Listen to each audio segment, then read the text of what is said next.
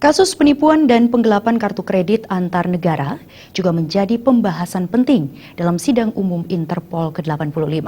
Pembahasan tersebut ditekankan Kapolri Jenderal Tito Karnavian di Nusa Dua Badung.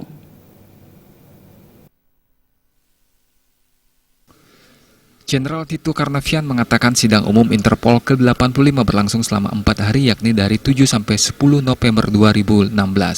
Selain membahas transnational crime, kejahatan lintas batas antar negara, terorisme, cybercrime, human trafficking, kejahatan penipuan penggelapan kartu kredit palsu antar negara juga menjadi pembahasan penting.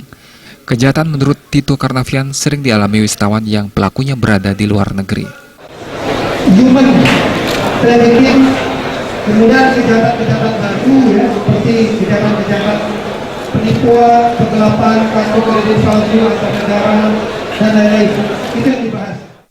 Untuk itu perlu dilakukan kerjasama internasional, bukan hanya penegakan hukum atau upaya paksa, tetapi upaya pencegahan skala internasional termasuk penyelesaian secara diplomasi. Bahwa itu perlu dilakukan kerjasama internasional, bukan hanya masalah penegakan hukum dan upaya paksa, tapi juga perlu upaya-upaya pencegahan. Jadi di skala nasional kita perlu melakukan upaya